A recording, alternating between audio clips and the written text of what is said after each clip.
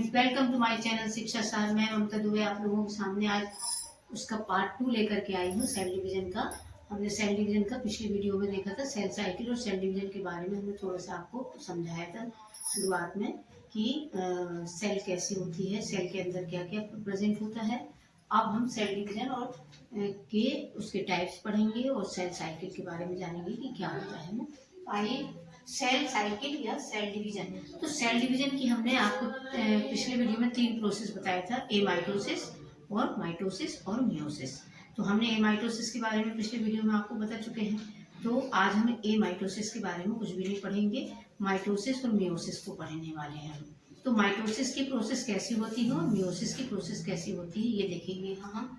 तो cell division में 2 process होती है हमारी, एक होती है माइटोसिस और दूसरी होती है मियोसिस।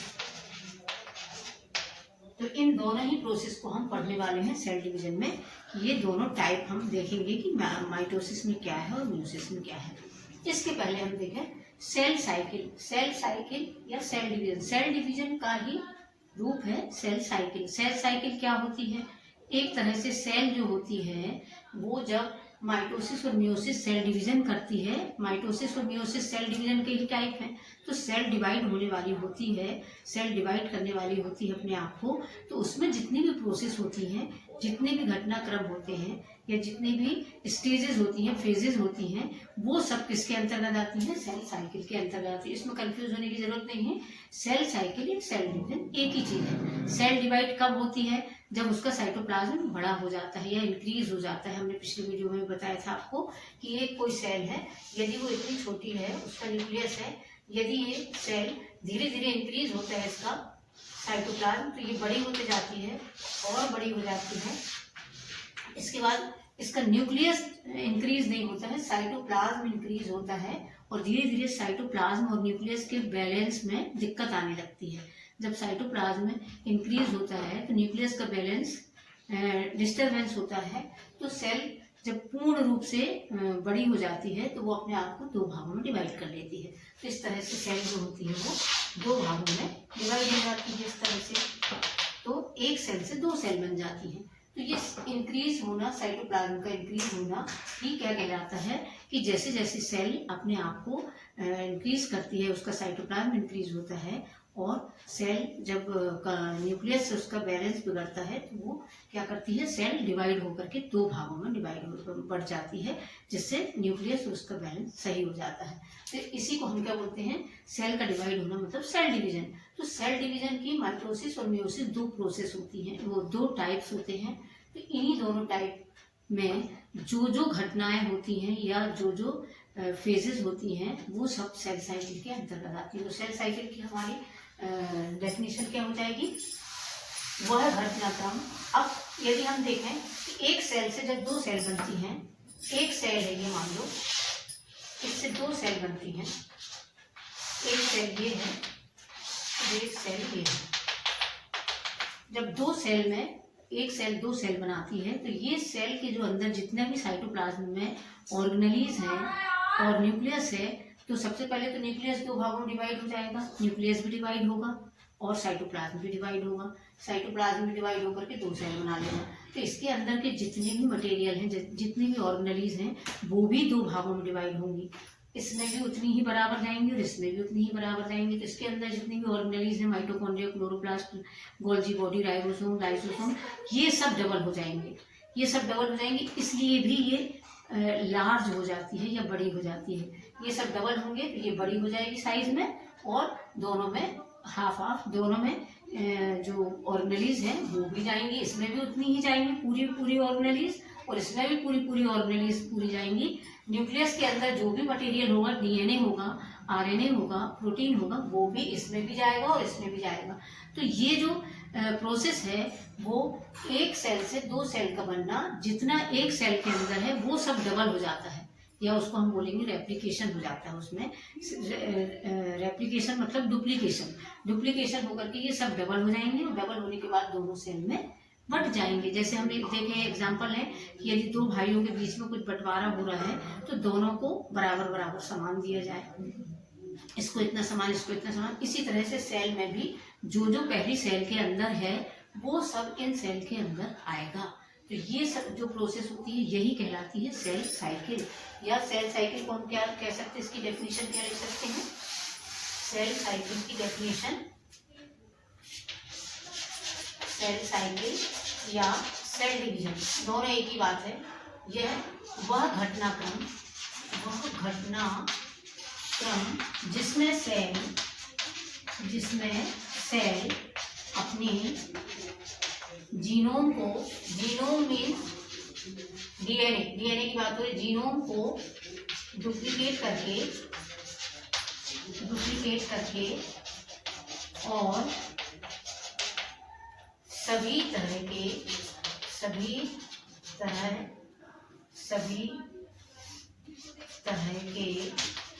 ऑर्गेनेल्स को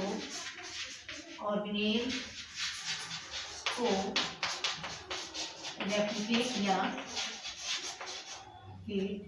या डुप्लीकेट करके नई डॉटर सेल का फॉर्मेशन करती है,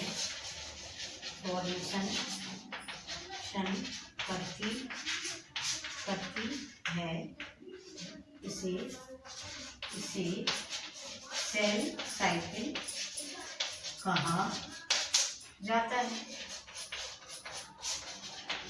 तो इस तरह से कोई एक सेल अपना जीनोमिक मटेरियल डीएनए को भी डुप्लीकेट करेगी, रेप्लिकेशन करेगी और सभी ऑर्गेनेल्स, जितने भी उसके अंदर ऑर्गेनेल्स हैं उनको भी डुप्लीकेट करके एक नई डॉटर सेल का फॉर्मेशन करेगी।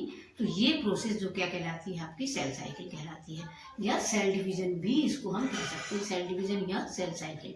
अब सेल साइकिल या सेल डिवीजन की प्रोसेस जो होती है माइटोसिस के लिए भी रहती है और मियोसिस के लिए भी होगी एक जैसी।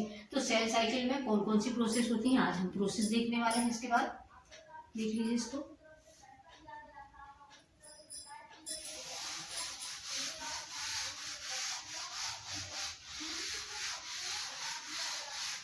चलिए, सेल साइकिल में कौन कौन सी प्रोसेस होती हैं इनको देखेंगे हम। सेल साइकिल में दो तरह की प्रोसेस होती है, हमने उस दिन भी बताया था। सेल साइकिल पहली होती है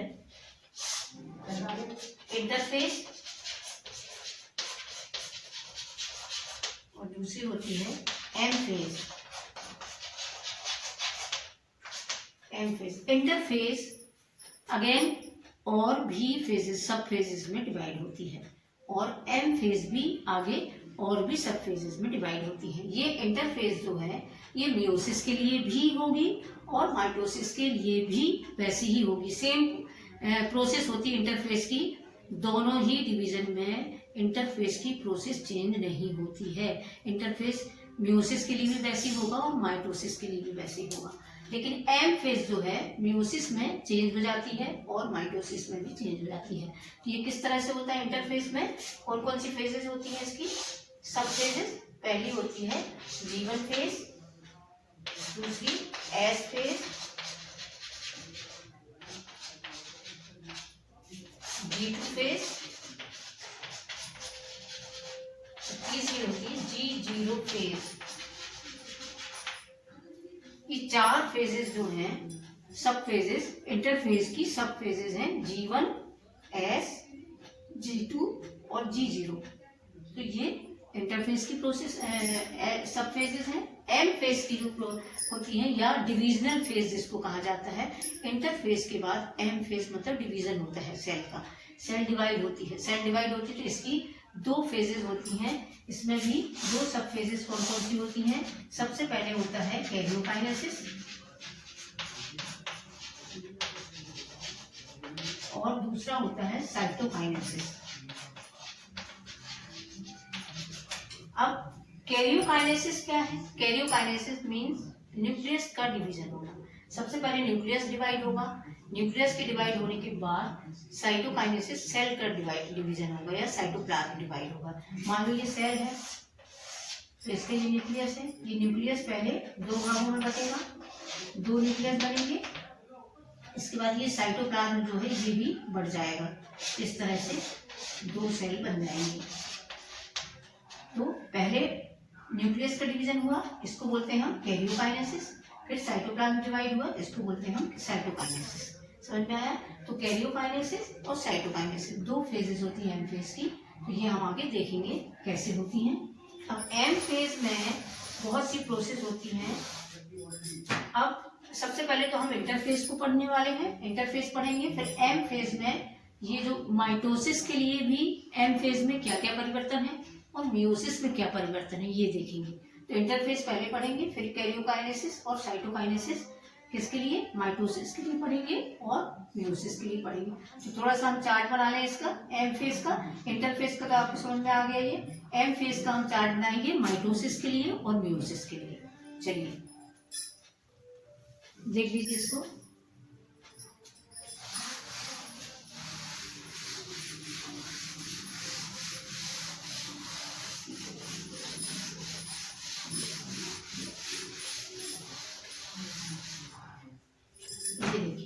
अब माइटोसिस के लिए यदि हम देखें, माइटोसिस को लेंगे हम यदि, तो इसमें 2 फेजेस होंगी।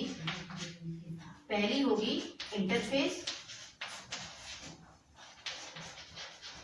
इंटरफेस चूंकि इसकी G1 S G2 और G0, इसको G0 फेज भी कहते हैं। अभी हम समझाएंगे कि ये क्या कैसे कैसे होता है इनमें। G0 इसको क्यों बोलते हैं, इसको G1 बोलते हैं, इसको S बोलते हैं। सिंथेटिक फेज है और ये गैप फेज 1 और गैप फेज 2। एम फेज में हम देखेंगे, एम फेज, इसको थोड़ा सा पास में बना लें।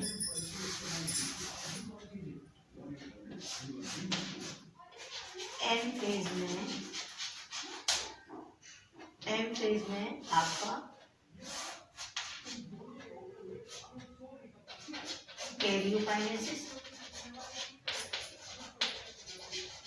कैरियोकाइनेसिस हम पूरा चार्ट बना रहे हैं दोनों ही डिवीजन का।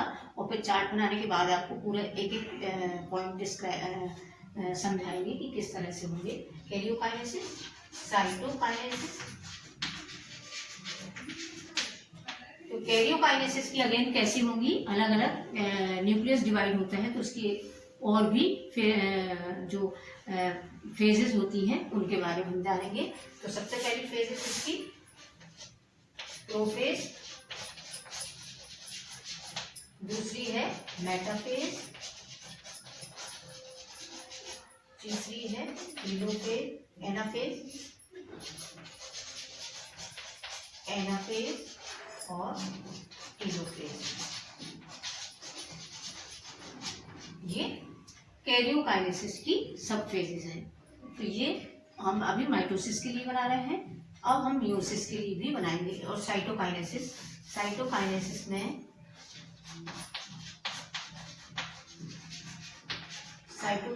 में यदि प्लांट के लिए तो सेल प्लेट का फॉर्मेशन होता है, सेल प्लेट बनती है प्लांट के लिए।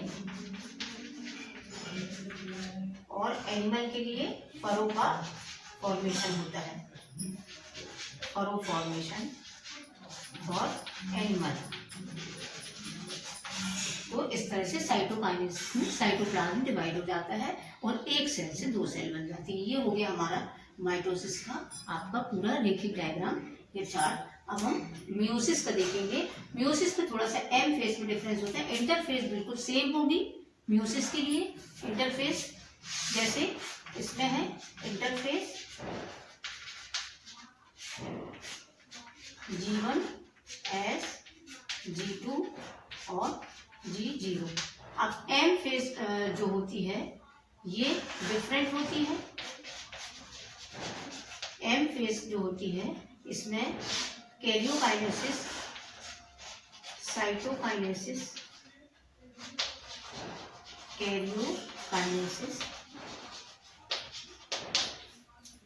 इसमें थोड़ा सा डिफरेंट होता है। माइटोसिस में एम फेज के कैरियोकाइनेसिस अलग चलती हैं और मियोसिस में कैरियोकाइनेसिस में थोड़ा सा अंतर आता है। ज़्यादा अंतर नहीं होता है, थोड़ा सा इसमें क्योंकि एक सेल से 2 सेल बनती है, फिर 2 सेल से 4 सेल बनती है। इसमें क्या होता है, यहाँ एक सेल से 2 सेल का फॉर्मेशन होता है। तो ये कैसा डिवीजन कहलाता है, इक्वेशनल डिवीजन कहते हैं इसको। इक्वेशनल डिवीजन मतलब ये सोमेटिक सेल में होता है या हमारी पूरी बॉडी में ये माइटोसिस चलते रहता है। हमारी पूरी बॉडी का फॉर्मेशन जो है माइटोसिस के द्वारा होता है। इससे एक सेल से 2 सेल का फॉर्मेशन होता है। लेकिन चूंकि म्यूसिस जो है वो कैसी होती है, ये हमारी रिप्रोडक्टिव सेल में प्रेजेंट होती है। रिप्रोडक्टिव सेल हमारी रिप्रोडक्टिव ऑर्गन जो होते हैं, ये हमारे गैमीट बनते हैं, एग बनता है और स्पर्म का फॉर्मेशन होता है। तो रिप्रोडक्टिव सेल में इसका म्यूसिस का फॉर्मेशन होता है, या म्यूसिस को कह सकते हैं कि ये जर्म सेल में होती है या जनन कोशिकाओं में पाई जाती है म्यूसिस। तो इसमें एक सेल से पहले 2 सेल बनेंगी, इस तरह से 2 सेल का फॉर्मेशन होगा, और फिर ये 2 सेल अगेन 2 सेल और बनाएंगे इस तरह से।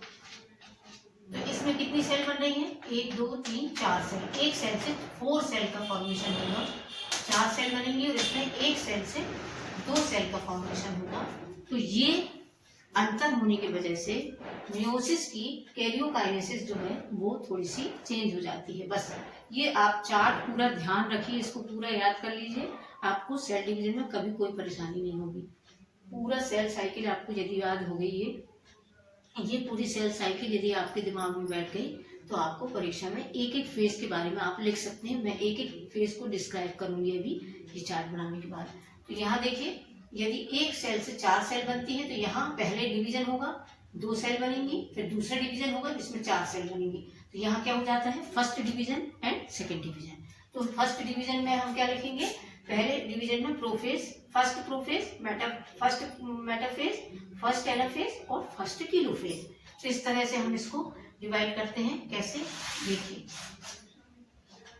Prophase 1, prophase 1। अब प्रोफेज में भी अगेन बहुत, इसमें 5 तरह की फेजेस होती हैं जिसमें क्रॉसिंग ओवर होता है। क्रॉसिंग ओवर की प्रोसेस होती है। जब माइटोसिस पढ़ेंगे तब हम पूरी प्रोसेस एक एक समझाएंगे कि प्रोफेज जो होती है, फर्स्ट प्रोफेज 1 में कैसे चेंजेस आते हैं। जैसे यहाँ पर प्रोफेज में कोई चेंजेस नहीं, लेकिन यहाँ प्रोफेज 1 में चेंजेस आते हैं। इसकी सब फेजेस कौन कौन सी होती हैं, शुरुआत से लिखते हैं हम। पहली है, ऐसे लिख देते हैं, लेप्टाटीन, जाइगोटीन, पैक्टीन,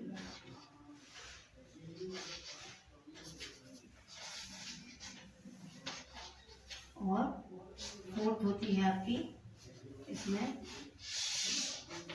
फोर्थ है ये, first, second, third, diplotene, diplotene, और फिफ्थ है डाइकाइनेसिस। तो ये 4-5 प्रोसेस जो होती हैं प्रोफेज 1 में होती हैं, और इसके बाद फिर मेटाफेज 1 आती है। जैसे हमारे यहाँ चल रहा है प्रोफेज, मेटाफेज, एनाफेज, टेलोफेज। अब प्रोफेज 1 में ये 5 सब फेजेस आएंगी। इसके बाद आपकी सेकेंड में जाएगी आपकी मेटाफेज,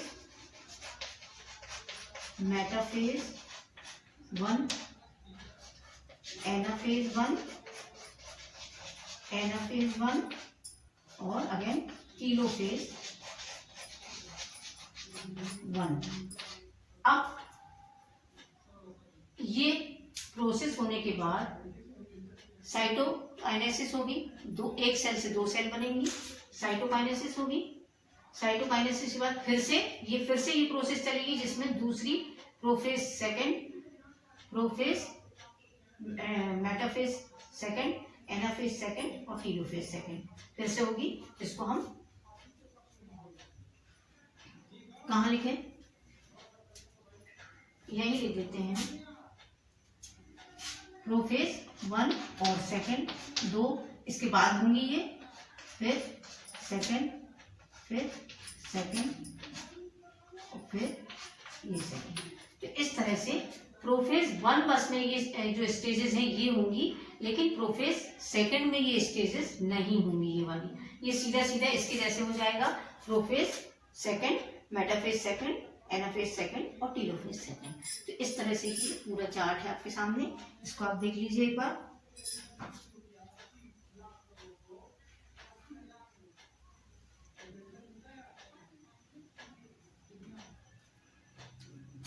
चलिए आगे चलते हैं हम।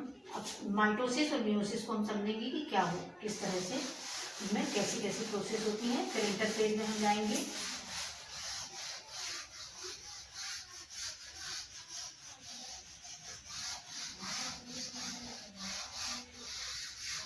चलिए सेल साइकिल में ये चार्ट यदि आपको याद हो गया तो आपको बहुत इजी हो जाएगा सेल डिवीजन पढ़ना।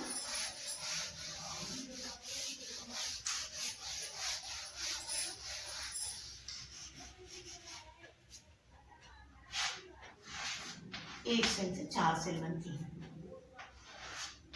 अब देखिए माइटोसिस जो है, माइटोसिस कैसा डिवीजन है?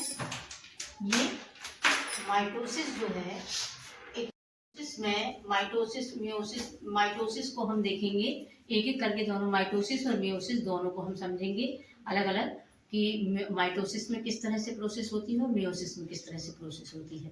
तो ये दोनों को हम अलग अलग डिस्क्राइब करेंगे दोनों को। अभी हम देखेंगे दोनों में क्या अंतर है, थोड़ा सा हम ये देखेंगे कि इनमें क्या अंतर है।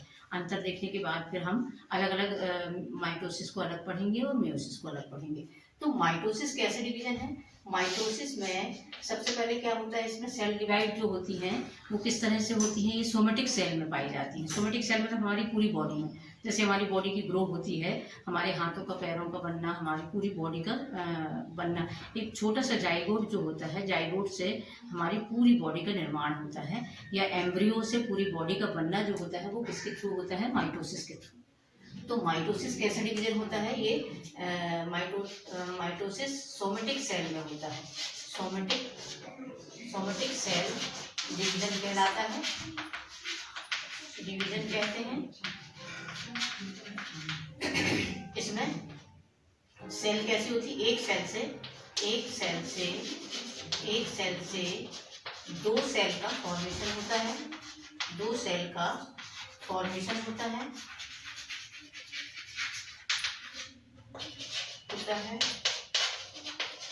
लेकिन म्यूसिस जो है इसमें क्या होता है? ये जनन सेल में होता है। जनन सेल जो हमारी रिप्रोडक्टिव सेल होती हैं, हमारे अंदर के रिप्रोडक्टिव ऑर्गन जो होते हैं, जिसमें एग बनता है या स्पर्म बनते हैं, और एग और स्पर्म के मिलने से क्या होता है? उनके जो जाइगोट बनता है, जाइगोट के बाद एम्ब्रियो बनता है, और एम्ब्रियो के बाद फिर बॉडी बनती है। तो जो एग बनते हैं और स्पर्म बनते हैं वो किस तरह से बनते हैं? तो वो बनते हैं म्यूसिस के थ्रू। तो जनन सेल में होने वाला जो प्रोसेस चलती है, जनन सेल में जो डिवीजन होता है वो म्यूसिस कहलाता है। तो ये सोमेटिक सेल डिवीजन कहते हैं इसको। सोमेटिक सेल डिवीजन ये सोमेटिक सेल में होता है, लेकिन ये जनन सेल में होता है। ये किस में होता है? जनन सेल में होता है। जनन सेल में होने वाला डिवीजन और यह जर्म सेल भी कह सकते हैं हम, जर्म सेल में होता है। इसमें एक सेल से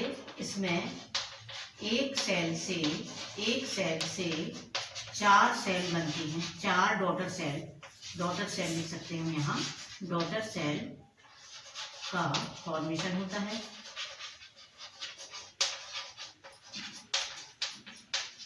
अब यहाँ देखिए, यहाँ क्रोमोसोम का नंबर जो होता है वो कैसा होता है? इक्वेशनल डिवीजन कहलाता है। इसको हम क्या बोल सकते हैं? यह इक्वेशनल डिवीजन होता है। इक्वेशनल डिवीजन कहलाता है। इक्वेशनल डिवीजन क्यों बोल रहे हैं हम यहाँ? क्योंकि यहाँ 46 क्रोमोसोम है, तो 46 क्रोमोसोम दोनों सेल में 46 क्रोमोसोम जाएंगे, मतलब बराबर क्रोमोसोम दोनों सेल में। मदर सेल से के जितने क्रोमोसोम होंगे उतने ही डॉटर सेल में ट्रांसफर होंगे। तो जो मदर सेल में 46 क्रोमोसोम है तो डॉटर सेल में भी 46 क्रोमोसोम जाएंगे, इसलिए इसको बोलते हैं हम माइटोसिस को बोलते हैं इक्वेशनल डिवीजन कहलाता है। ये इक्वेशनल मतलब एक जैसे क्रोमोसोम का ट्रांसफर होना। लेकिन मियोसिस में ऐसा नहीं होता है। मियोसिस में क्या होता है, एक सेल में 46 क्रोमोसोम है, यदि मान लो यहाँ पर पहली सेल में 46 है तो ये दूसरी पहला डिवीजन फर्स्ट डिवीजन ये कहलाता है और सेकंड डिवीजन ये कहलाता है।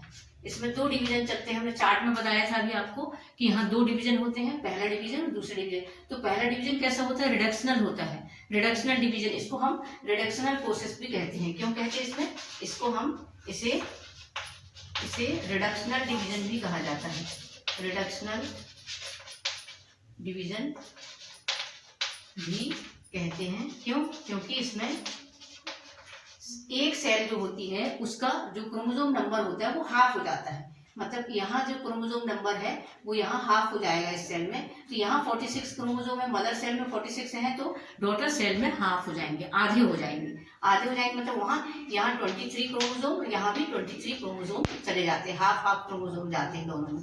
46 नहीं जाते हैं, इसलिए इसको हम बोलते हैं रिडक्शनल डिवीजन या आधा हाफ हो जाना, क्रोमोसोम का नंबर का हाफ हो जाना ही रिडक्शनल डिवीजन कहलाता है। तो इसे हम रिडक्शनल डिवीजन इसलिए कहते हैं। यह कि इसमें क्रोमोसोम का नंबर मदर सेल के समान ही होता है। लेकिन इसमें क्या होता है, इसमें क्रोमोसोम का नंबर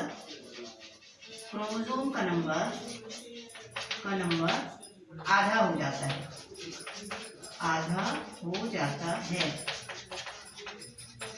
अब यहाँ 46 क्रोमोसोम थे, लेकिन पहला डिवीजन जो होता है इसमें रिडक्शनल डिवीजन होता है, जिसमें सेल के क्रोमोसोम का नंबर आधा हो जाता है। मतलब यहाँ 23 फर्स्ट सेल में, सेकंड सेल में भी 23। पहला फर्स्ट डिवीजन जो चलता है, यहाँ फर्स्ट डिवीजन हो रहा है, फर्स्ट डिवीजन में सेल का जो क्रोमोसोम नंबर है वो हाफ हो जाता है, आधा। फिर ये जो सेकंड डिवीजन होगा, ये सेकंड डिवीजन किसके जैसा होगा, माइटोसिस टाइप का होता है, माइटोसिस जैसा होगा। मतलब ये सेल जो होती है, ये इस सेल से जो क्रोमोसोम जाएंगे 23 जाएंगे दोनों में, मतलब एक जैसे जाएंगे। मतलब जैसे इसमें जाता है 46, दोनों सेल में जा रहा है 46, इसी तरह से जो सेकंड डिवीजन होता है, सेकंड डिवीजन इसमें 23 यहाँ क्रोमोसोम है, 23 यहाँ है, तो 23 ही यहाँ पास होंगे, ट्रांसफर होंगे। 23 ट्रांसफर हो जाते हैं चारों सेल में। ये कैसे होता है, ये हम आपको मियोसिस का जब पूरा डिटेल वीडियो बनाएंगे, इसके बाद जो अगला पार्ट बनाएंगे हम वीडियो का, तो मियोसिस में कैसे प्रोसेस चलती है, इस तरह से कैसे क्रोमोसोम का नंबर ट्रांसफर होता है, वो हम उसमें बताएंगे। तो ये कितना समझ में आया आपको, दोनों सेल डिवीजन में क्या अंतर है। ये सोमेटिक सेल में होता है, ये जनन सेल में होता है। ये एक सेल से दो सेल का फॉर्मेशन होता है, यहाँ एक सेल से 4 सेल डॉटर सेल का फॉर्मेशन होता है। ये इक्वेशनल डिवीजन कहलाता है, ये आपका रिडक्शनल डिवीजन कहलाता है। इसमें क्रोमोसोम का नंबर मदर सेल्स के समान ही होता है, लेकिन इसमें क्रोमोसोम का नंबर आधा हो जाता है, मदर सेल से हाफ हो जाता है, इसलिए इसको रिडक्शनल डिवीजन कहा जाता है। यदि आपको इसमें क्लियरली कुछ और समझना नहीं आया है, वो समझना हो, तो आप मुझे कमेंट्स कर सकते हैं, मेरे वीडियो में जाकर के आप कमेंट्स करके मुझसे पूछ सकते हैं। तो आज हमने ये देखा, अब हम माइटोसिस को हम डिटेल में पढ़ेंगे और मियोसिस को डिटेल में पढ़ेंगे। तो इसके बाद में माइटोसिस का एक अलग वीडियो बनाऊंगी और मियोसिस का अलग वीडियो बनाऊंगी। तो आज हम इतना ही पढ़ेंगे इसमें।